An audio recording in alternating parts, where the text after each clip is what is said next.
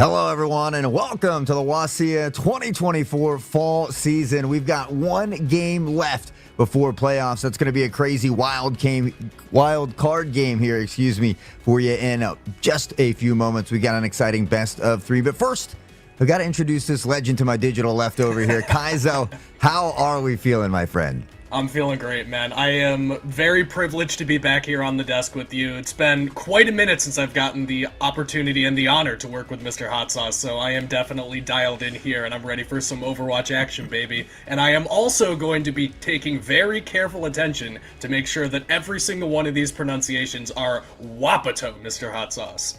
That's right. Wapato versus Rogers. Both of these teams 4-2, so fighting for that final playoff spot here in a best of three.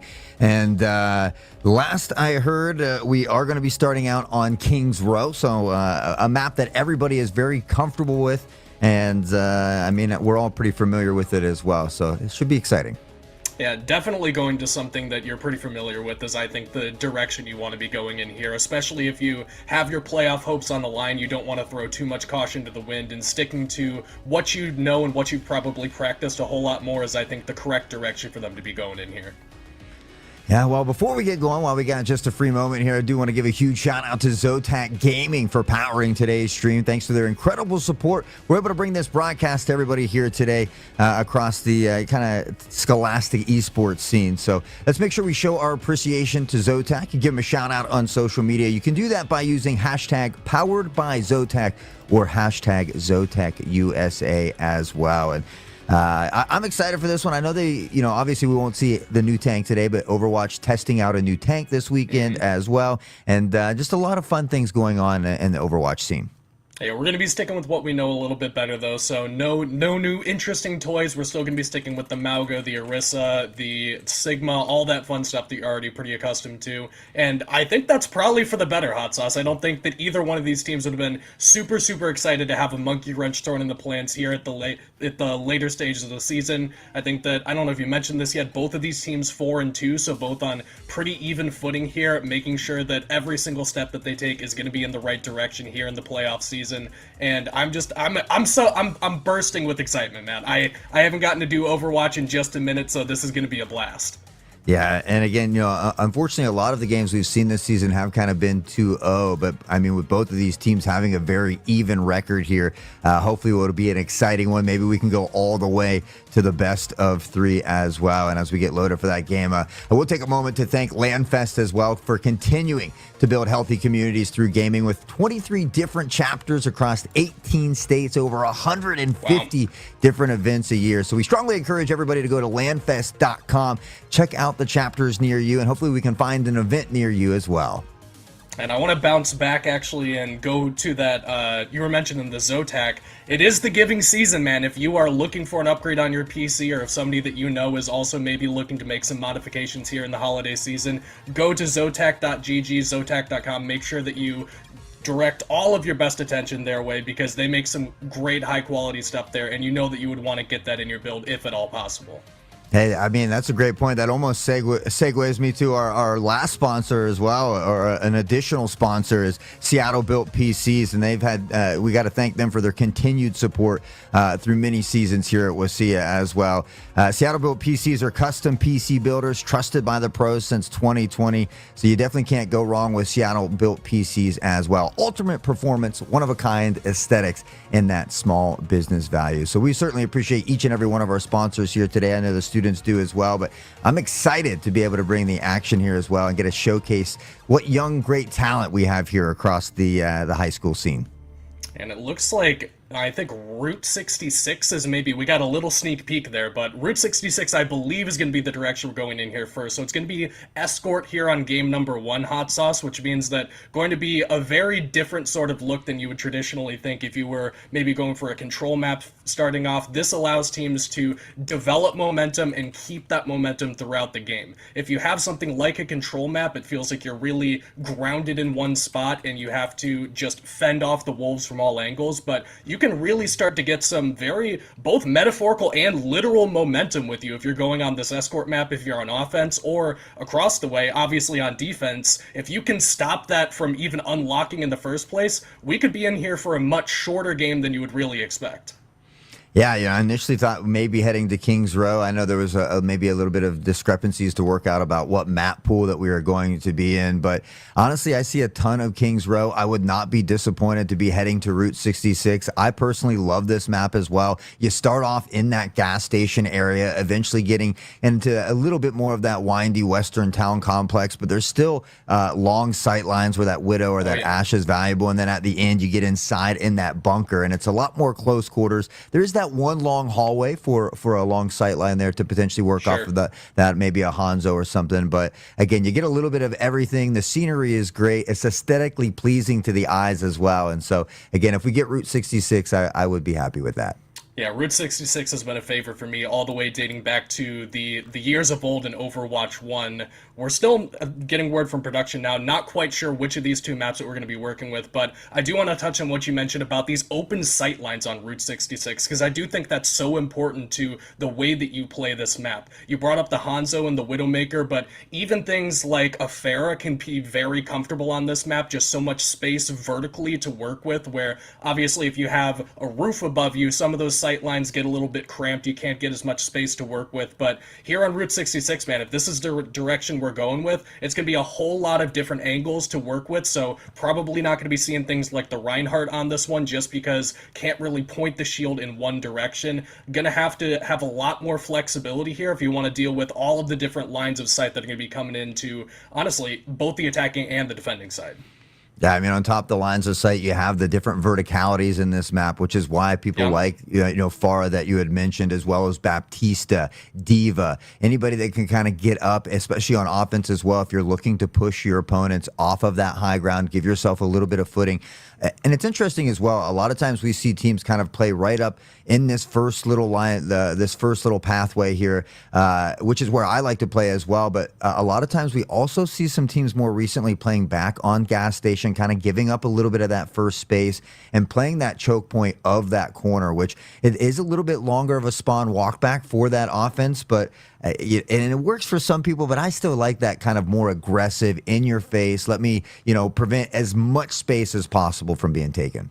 Yeah, definitely. If you can get up there and stop them from comfortably getting out of the spawn point, because that's really your first big choke point on a map like Route 66, is preventing the enemy from taking position. You have that first initial lead-in where the paths sort of branch off to the left and right, but up until that point, you have to walk down the same hallway every time. You can have a Widow staring down that area the entire time. You can have the Torbjorn turret just set up there waiting for anybody to come through. I think that you would ideally want to restrict the movement as much as possible early on, but I do think what you said is totally valid. A lot of teams I've seen backing up a little bit more, forfeiting some of that space just to be able to fight around a different choke point. And I think that is a lot more about team identity than it is map identity, because some teams will like to pin you in your spawn. Some teams maybe have a Call of Duty background, they want to try to spawn camp you, whereas you have other teams that want to play around one individual choke point. And I think that once you get a little bit more distance on you in Route 66, some of the buildings start to open up, the side tunnels go out to the sides, and then you start to have a couple of different angles that people can approach from. That's really when you can have your set kind of play, where this is the kind of thing we do on Route 66 as well as on Kings Row, or as well as on any of these other maps. It feels a lot more like you can put into place a game plan that is replicable across different maps once you forfeit a little bit of that additional space in the beginning. Yeah, and I think another thing that's maybe just fun about the high school level as well is we don't always see those meta picks coming out. So we see a lot of that comfortability pick as well, whereas but we're just going to stick with this character or maybe just one or two because that's what we're really good with, and we're just not quite, maybe as comfortable with playing some of the other characters that might now be meta. But certainly that Brawley comp has been very, very good here, at least in the high school league, when you have the ability for the tank to get in and out. It used to be Lucio. Now we see a lot of Juno there as well. Sure. So for me, it's always, I think one of the interesting parts is seeing what characters these students are playing with and what comps that they are running. And not only that, do they switch from map to map as well, or are they able to counter swap and pick throughout the map? I have actually a lot more experience at the high school level watching these Overwatch games than I do at any other level, and I've seen a lot of internal swapping during these games. A lot of adaptation on the fly, completely shifting the look of the team and just making large-scale team compositions. Like, for example, going from a Reaper to, I don't know, a Pharah will significantly change the landscape of your battlefield. And that seems to be, at least in my experience, what a lot of these high school teams are wont to do is make their adaptations, make their changes before those ultimates start to get online. Because obviously you wait too long, you're leaving value on the table, that ultimate charge is forfeit once you make that swap. But if you can get a concise and very timely switch early on in the game, identify a problem, find a solution, that can be your ticket into the playoffs and grabbing this wild card for yourself.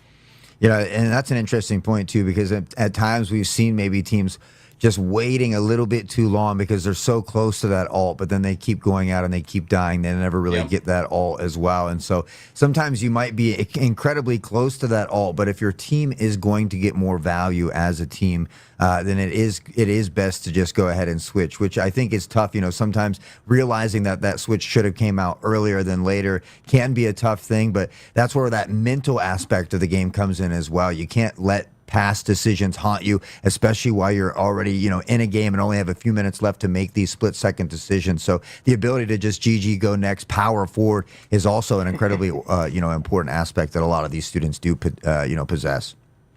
And obviously going the opposite direction, right? If you have that ultimate online and you don't have a good opportunity to use it, like say you're a Kiriko and you've got the ult online, you definitely want to use that when you have a big push coming up. If they're contesting the point that you're defending, or you're trying to get that additional push through a choke point into whatever the next stage of the map might be, you don't necessarily want to burn that ult on just, oh, let's look for a pick on this guy on the right-hand side, then I need to make a swap. Sometimes you really get caught in your own head about, I need to get value out of this, I don't see an opportunity yet, so I have to stick on this character. You don't want to leave that ultimate on the table, so a lot of teams will find themselves just completely stuck in what they've already got underway and don't really feel comfortable making those adaptations. So I'm going to keep my eye on these ultimate timers, these team compositions, and see what kind of assessments that these teams are making, what kind of adaptations we've got.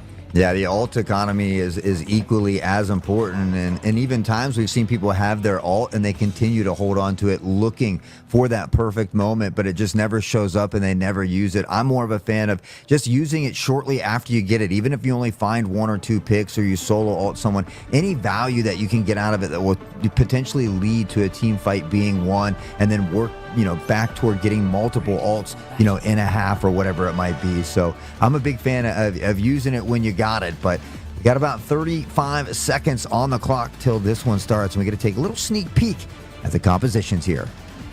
And I'm going to have to eat my words here, man, because it looks like Zev from the Rogers Pirates is going to be going in the direction of that Reinhardt, and you called out the Juno that we've seen a lot more of on these support styles, shifting away from things like the Lucio and giving a bit more verticality, a little bit more flexibility to the way that you're doing your healing. And across the way, it's actually going to be this Winston is going to be the tank for Wapato, which gives them a very interesting dynamic. It is a very aggressive tank, allows them to get in and out very effectively, a whole lot of mobility, and Blank on this Widowmaker is, for my money, going to be the guy to look for. If you have to have one person that you keep your eyes on a map like this one, like Route 66, where we talked about these very big sight lines, it's got to be somebody playing Widowmaker that you're going to be putting your focus on. Now we'll see if Widow can maybe find a way to get Mercy out the sky as Reinhardt continues to power forward. Certainly has been a little bit more of a viable asset lately, but again, tough in some of these situations, especially if they're able to melt that shield quickly. DMC dangerously low, though. Moon as well going to have to back off a bit. They have that Venture, able to kind of traverse a lot of this ground, but Takashi finding the first one onto the tank. Zeb will get real Steve as well. Zen finding a piece of the action, and now everybody getting involved. And with that, an early bit of success here. Wow, Takashi gets one as well there, and it's a 4-for-0, nice and clean in favor of, Rogers Pirates, which does allow them to get some more momentum behind them, push this payload back a little bit further. This is your ideal choke point if you want to be defending around it. This bridge area can be so difficult to breach, especially with a shield character like this Reinhardt. They want to hold this as long as possible. Now, we talked about those early swaps as well. We see Winston to the wayside. Hawks on the Ramatra, throwing fist and dropping bodies. Finds one. Steve will get another. A bit of back and forth as Cookie. Able to find the res, but quickly traded back as Blank on that Junkrat now. Having a little bit more success. Able to drop Mercy with a support down. Things could be tougher, but Zeb. There we go. The ult comes out, but immediately eliminated here as well. And not much value to be had from the Earth Shatter. Yeah, you want to talk about ult economy, man. He got so many people with the Earth Shatter, but just no teammates nearby. Everybody else got cleaned out before he got that cooldown online. Doesn't matter how many people you bring down if nobody's there to finish them off, and Blank will finish one off there, gets Takashi. Lily does get resurrected by Cookie Master, though, so that does give them a little bit more time, a little bit more space to work with. They're really trying to hold this bridge area and not allow them in, but health bar getting very low here. Zen falls. Yeah, DMC Hawks here has been great on this swap. You nailed it before, making, kind of being aware and finding that switch early if you're able to. Off the Winston, onto the Ramatra, having a ton of success, but Lily, Takashi, both finding picks here as well. And now with just 2.6 meters, they find themselves a bit staggered. They're going to have to regroup here. Yeah, Reaper gonna go ahead and back up with the rest of the boys and really try to hold down this point. You mentioned it, 2.6 meters, man, is not long to go, but they're not gonna be forfeiting any inch of that space anytime soon. Ramatra does almost have the ult up here, and he will get it now alongside that junk to play with. Plenty of tools to play with here at the moment. Ramatra has that Annihilation. Can't think of a better name for an ult, and it's gonna be popped out right here. Hawks looking to go toe-to-toe and throw some bows around the point for the Junkrat with a Riptire, finding Zeb. Zeb, who is swapped to the Ramatra as well, but without their tank, it's going to be tough here. Rogers has to consider falling back and looking to regroup. Now they're going to be pushing up here on this cliffside. They've got it through that choke point of the bridge. They've opened up the next phase. They just have to sneak their way in. Reaper trying to play some distraction here on the right-hand side, draw as much aggro as possible, has some help with him, and everybody congregating up here on this right-hand side. Zen gonna have to back up here, throws the flashbang, but here comes Venture trying to go for this kill, won't be able to find it.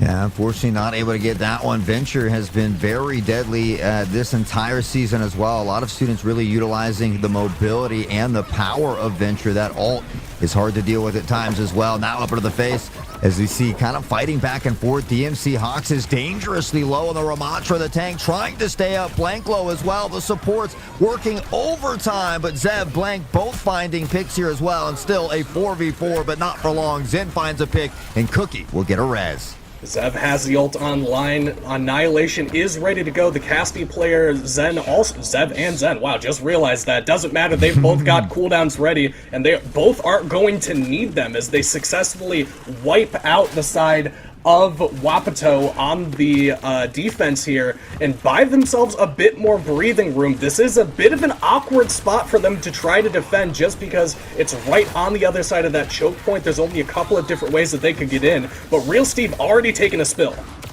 Yeah, it's going to fall to Zen here on that Cassidy, who's been doing a great job on the hit scan. Reaper now up into the face, trying to find some damage. The shields will be popped up, and now they can hear that Riptire on the hunt, dancing around, taking all the alternate locations, but Zev doesn't bite, able to find the pick here as well. The Riptire, unfortunately for them, gets no value. Lily's going to find the pick onto the support, and with that, maybe a little bit of success here for Team Rogers. Yeah, just a great job there from Rogers, recognizing the threat potential of that Riptire and making sure that they didn't fall to it. But hang on, Zev's going ballistic here with the Annihilation. Gets 2, gets 3, does end up getting his own demise spelled as well, but he got plenty of value out of that ultimate. Yeah, able to find quite a few, and now Cookie quick to find the res as well, and this is where Mercy can be so valuable. Yeah, you do have to kind of be stuck with some big single target heals, but those reses are absolutely huge in a time like that. Saving that walk back from spawn, especially from the tank, and now Zeb finding another one. Takashi eventually trading it back. The res is down, and Rogers continuing to have some success. They really stalled out Wapato at the moment. And they haven't been able to breach this choke point here. Zeb's doing great work on this Ramatra. Actually, both of these Ramatra players seem to be getting a pretty consistent amount of value here, but it is only going to be a matter of time before the regroup comes in. You can see Wapato starting to play a little bit slower, waiting for the rest of the team to come back up. Their tank is very, very low. Zeb on about 50%, but it looks like they want to push in here. Yeah, pushing in, but Zen on high noon. The Deadeye finding two. Takashi with a Death Blossom will bloom. Just nothing there as he does pick up the lamp. Zen finding the tank, though, after the damage has been done. And Takashi, again, Reaper on Reaper. So after a very solid initial start here from Wapato, it's been Rogers finding these stops, winning these fights time after time, and time ticking away, not able to get back to the payload in time. So a very good round one here for Rogers High School. Yeah, absolutely. Rogers looked very good there, and I think that you hit the nail on the head where once we had those longer sight lines that we were talking about that Route 66 has, especially in the early stages, the Widowmaker and things like that looked very good, but it really seemed like once we got into these narrower corridors, Wapato just couldn't find their way through. Rogers did an excellent, or excuse me, am I saying that right? You're going to have to keep me honest on this one, Hot Sauce. They're saying what right? Team names, man. I'm all over my place. Yeah. We got Rogers there in blue, and then Wapato in red there. So sometimes it does get confusing. I mean, there's a beautiful chaos out here in the battlefield here as action's been popping off left and right, and these students certainly looking to showcase the skills here today. DMC has really shown that they're comfortable on multiple different tanks as well. Now we get to see Maga come out, and again, I just love the names for the guns. We got Gunny and Cha-Cha, baby. We're ready for a party. Yeah, I love watching this Mauga play as well. That zone control from the ultimate is so oppressive, and honestly, so much of that good healing just making him a very effective tank, but he also does incredible damage, and I'm really looking at what the adaptations here are going to be across the way, because I really, really, really like the matchup of Ana if you're up against the Mauga. Shutting down that healing can be very oppressive, makes it feel like that character can't get any momentum under them, and I'm gonna be interested to see if they go in that direction. Looks like as of right now, it's just damage all the way across, not a whole lot of utility to be spoken of, but it is giving them some decent distance already. Yeah, Ana, Junker Queen, there's definitely a few options out there, but DMC already in trouble. Zev finding the pick onto the tank here as well, and some early success as they begin to push this payload, and I thought Maga might be a little bit troublesome for him, but we will see Hawk stick it out for a little bit longer as Zev able to find Mercy, so a bit of a stagger is going to come in here as well, and with that, they should be able to get quite a good first initial push here. Now Ramatra very deep here in the enemy backline, has the Pharah on lock. Real Steve will take a spill there. It's Zen that gets the credit, but Zev absolutely sets him up for that one. And what did take the other team a little bit extra time to get through this choke point, going through these longer sight lines, is a very initial breach here from Rogers. They've made great distance in a very small amount of time.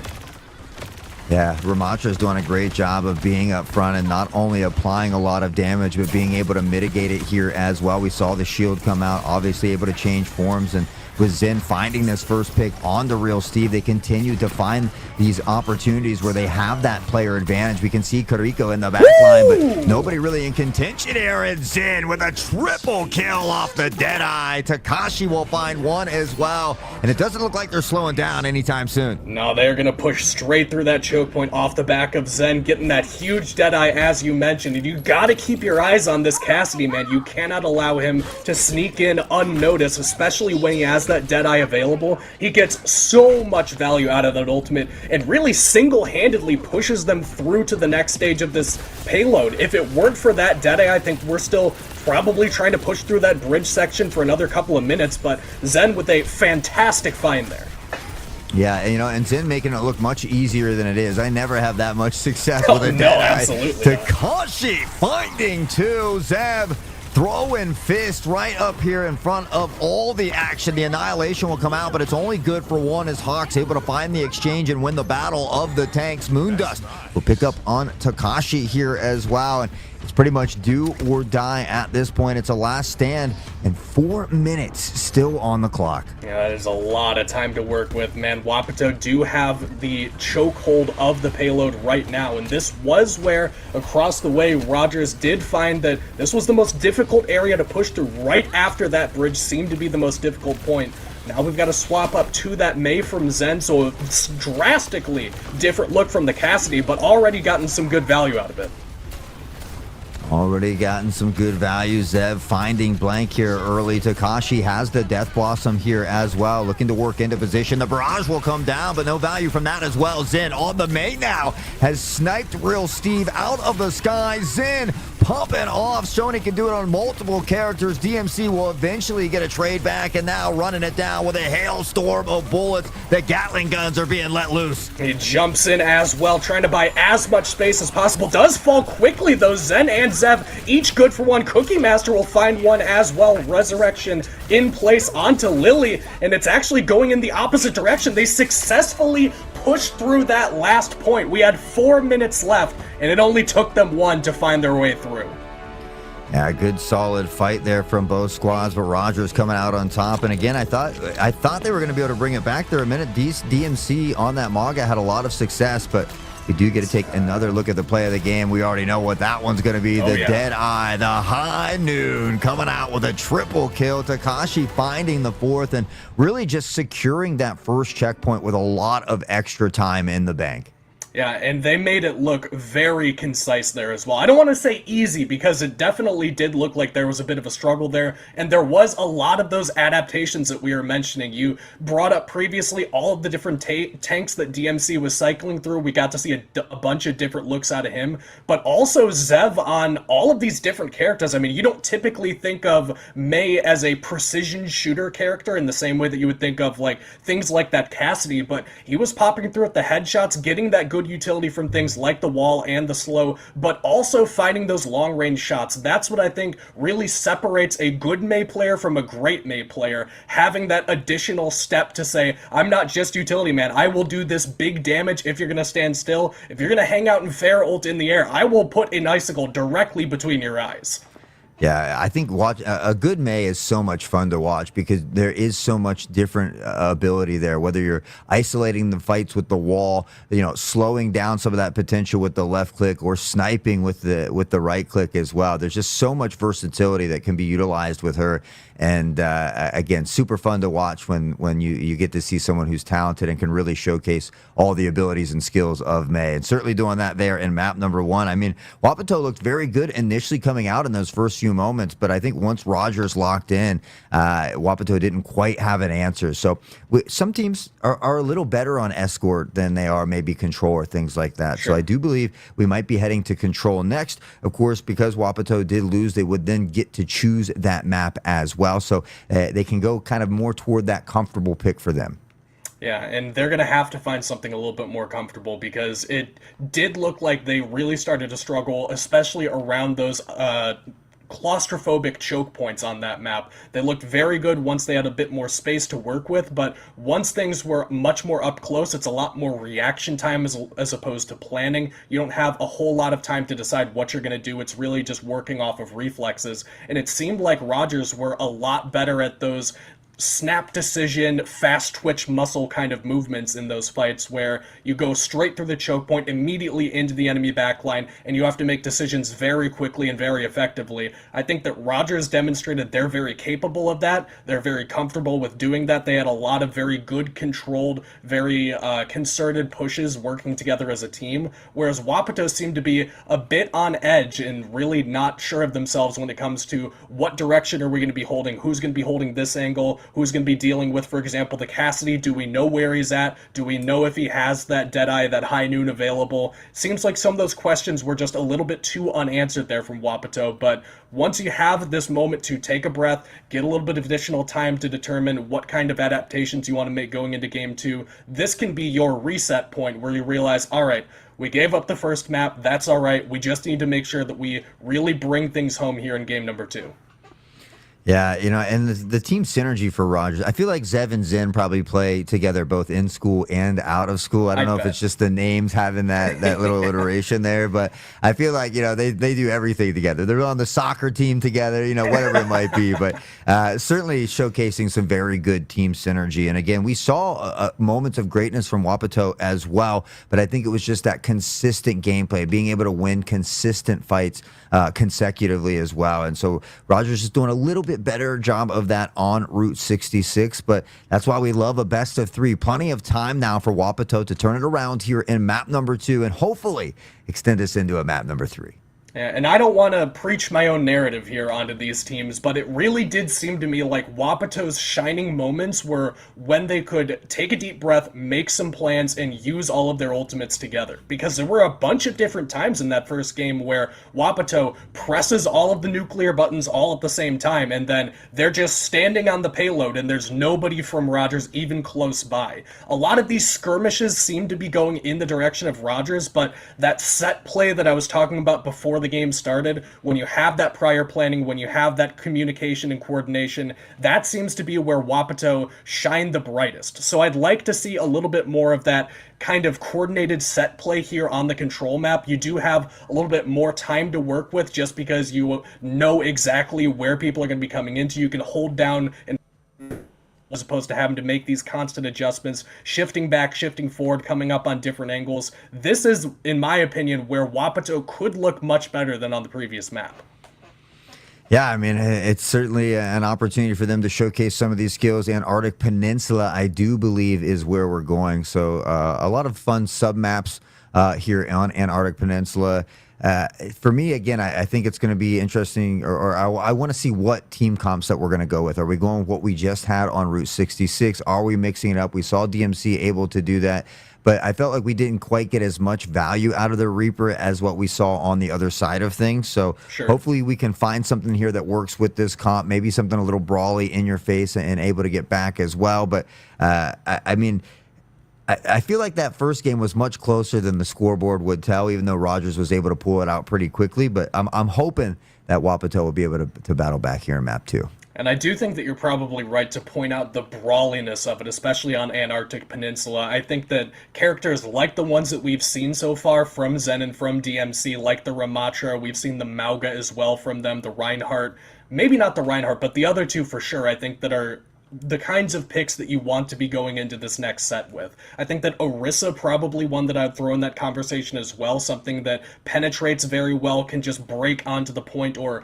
push enemies back if they attempt to push in on the point when you're defending. These are the sorts of picks that you are probably right to identify as the very brawly style, but what can be incredibly effective here on Antarctic Peninsula.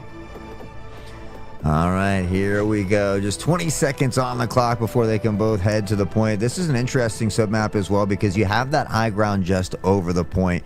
And if you can be that team to take the point first, then everything kind of happens around that. If you can build that early percentage, play off of the high ground here, you can definitely set yourself up, or your team rather, to have a little bit more of an advantageous play. And I do think that trying to hold down this point because of how much verticality there is much more difficult than it is to push your way onto it. If you can successfully defend all of the entrances, don't get me wrong, that feels very good because somebody has to come through a hallway, through a narrow corridor, you know exactly where they're going to be. But if you're standing in that pit and taking fire from all sides, from all these different angles, it can feel very overwhelming and very challenging for them to successfully find a way to push everybody back and defend all of their angles. So I think that, especially on a map like this, Hot Sauce, whoever gets this initial claim on the control point is probably going to be the one that I would say is favored to take this one away. Yeah, I could most likely agree with that as well. Not only do we see some swaps coming out from characters, but from roles as well. DMC now on the DPS, Real Steve swapping over to the tank on that Sigma, which I'm a huge fan of Sigmas as well.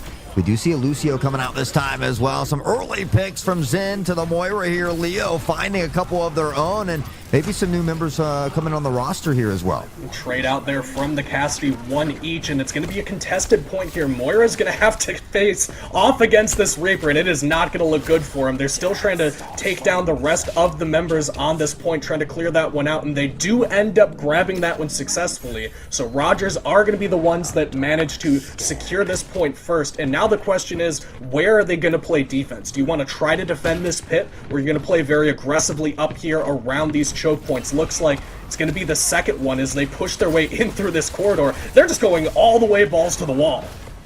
Yeah, I think that's a smart decision as well. You just play off the high ground, you be aggressive, you kind of push them back to their spawn. Any more percentage that you can continue to eat up while winning or sustaining these fights is only going to be beneficial, but forget about sustaining. From Zen to Zev, a bunch of kills coming out here as well. I think TNH got one as well there on the Lucio, but again, they continue to win these battles. They find themselves in these player advantage moments, and then they just sit here and eat up the percentage. So Rogers, even though they're 4-2, I'd like to see the two teams that beat them, because they're looking like the team to beat here at the moment. I think that would be a scary sight, man, especially with all the great value they've gotten out of these Reinhardt ults so far. And DMC going to be trying to find a pick here. Can't quite find the last shot. Very deep now, contested by 3. And DMC will end up taking a spill against TNH, who does find another one. In fact, Real Steve also takes a spill to the support. Shoutouts to my healers everywhere. Yeah, you know, supports often don't get enough credit, but we've seen some crazy ones throughout the entirety of this regular season as well, from Lucio to Moira, and obviously Juno now being a very big asset amongst the players here in the game. So kind of even taking the place of Lucio a little bit, but take a look at the alt economy, and it's going to be favoring Rogers here as well. They are going to have to use something pretty pretty big here if they're going to successfully breach this one. Takashi does end up finding his way on here with that Death Blossom. It'll find another one as well. Moondust takes a spill, doesn't need the ult there, just the shotguns will be enough. And it's a Cassidy versus Cassidy on the outside. The flashbang will get the kill there. Zen is looking phenomenal on this Cassidy, and I'll say it, man, he put DMC in his place there. Yeah, you know, just playing lights out. They showed it in the first one, and now here in control 100-0 on this first sub map as well, which is can be a little bit difficult. We saw Leo on that Moira, and as soon as they pop the Coalescence, Rogers doing a great job of the target acquisition. The team communication must be on point, because they immediately dropped Moira before she was able to get any value out of that ult. So great situational awareness coming out of Rogers High School at the moment here, and now just one away from breaking out the broom, sweeping it up, and clinching that final playoff spot. And talking about supports, man, we brought up TNH a little bit earlier, but I do think Lily deserves a shout out on this Juno as well. You mentioned earlier that seeing a little bit less Lucio, a little bit more Juno as the meta progresses, and Lily has definitely looked very comfortable in this one. It's a bit of a quieter character as compared to something like the Lucio, but very effective nonetheless. Very effective. I mean, the whole team just playing very well together, a cohesive unit, firing on all cylinders, as Takashi has been a menace out here on the battleground. Blank will eventually extinguish the flame that has been Zen on that Cassidy, and a couple early picks as Zev went down as well. And with that, potentially they have an opportunity to find this point, but it is going to go the other direction somehow anyway, and we still see a swap from Zeb over to the Ramatra. Yeah, going back to what worked for him a little bit earlier on, and they've got to find an answer for Wapato to this Takashi Reaper, because he is feasting on their backline every single one of these fights. He gets another one there onto the Junkrat, and he's not done yet, pushing forward even deeper. TNH will get credit with that one, but you know who had their name all over it. Yeah. It just doesn't stop. Zen picking up DMC, who's now swapped to the Bastion. TN getting involved, finding the tank, who's Real Steve. Moondust will go down as well, and it looked like Wapato was about to be able to break in. They found that pick onto the tank, onto the Cassidy, but unfortunately not able to capture the point. And again, look at all of this space that's being taken here as they continue. Now almost 50% already here on the point. And you have to make a decision here if you're Wapato. You cannot afford to make any swaps after this point forward, because you're gonna need these ultimates if you're gonna want to breach this point successfully, and any swaps giving up any more ultimate charge for free could be disastrous for them. Looks like they are gonna try to push in, and Zev does get very low, but TNH and Takashi, 3-man Death Blossom there, a full wipe of Wapato. Just blooming into a team kill there, and with that 72%, Wapato maybe feeling a bit of that pressure. And you know, DMC has an ult to work with, Moondust as well. We will see the Junker Queen come out, but you just wonder if it's maybe too little too late. They're gonna have potentially one fight territory here, and that's really it. See that Bastion ult there, doesn't get as much value as you'd like. They do successfully bring down the tank though. Zev has fallen and hunting down TNH as well, but Zen is just so clean on this Cassidy, getting picks left and right, finds a soldier, finds the Bastion as well. Nobody will be left standing. I'm pretty sure that was a Quadra coming out from Zen. A menace putting on a clinic. And another dominating performance as Rogers will take the win and secure their playoff spot. Wapato had a phenomenal regular season and should continue to hold their heads high. Unfortunately, things just didn't go their way here today.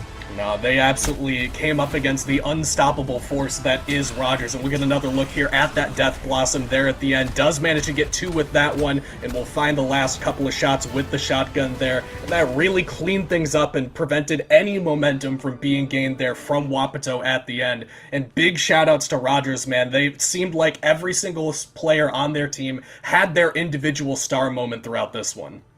Yeah, it's almost impossible to pick an MVP because you were saying everybody's name at one point, whether it was Tien, Zin, Zev, Lily, Takashi, everybody getting involved, coming up with some huge plays to kind of help capitalize and propel themselves into that postseason run here. So, again, congratulations to both teams on their regular season run, but unfortunately only one winner today. That's going to be Rogers. They'll get that final wild card spot, but, I mean, if they're the wild card, I'd hate to see who's at top. There's a lot of dangerous teams in this league. Yeah, I think that you're barking up the right tree, man, because you don't want to look under your bed and find one of these teams that didn't even have to fight for these wild cards. If they're anything like what we just saw from Rogers, then these are going to be well-oiled machines that we're talking about. But once you're at this stage of the season, Hot Sauce, this is playoff time. You need to be firing on all cylinders. You need to be completely lubed up and make sure that everything is ready to go, and you can't afford any moments of weakness. And Wapato, I want to be very, very abundantly clear, did not play poorly throughout this set. They in fact played quite well, but Rogers just on a different level in this one. It felt like every single time that there was a scramble situation or there was a backline being dove, it was Rogers diving Wapato, and it was Rogers finding themselves on the upswing as a result of each of these engagements. So credit to Wapato, as you mentioned. I mean, they did absolutely play very well, but Rogers just definitely earned their wildcard slot here. Yeah, definitely well earned. And I mean, because of that, unfortunately, it is going to be short and sweet here tonight. Kaiser just 2-0 and done. But we would like to take a moment again to thank ZOTAC, LANFest, and Seattle Built PCs for their partnerships here today. We will remind everybody there is one more regular season action happening. That's going to be tomorrow, Splatoon 3 at the same time, 4 p.m. Pacific, before we get ready for those playoffs next week. And of course, we'd like to take a moment to thank everybody behind the scenes here, Connie, Jaden, Taylor, for helping run the stream so smoothly. And of course, you, those of you in chat, whether it's the parents, the students, the teachers, the friends, we certainly appreciate everybody showing up, showing out, and showing their support. But that is all for us tonight. That over there, that legend, that has been Kaizo. My name is Hot Sauce. You all have been absolutely amazing. We hope to see you back here tomorrow at 4 p.m. Pacific for that Splatoon action. But until then, take care and have a wonderful evening, everyone.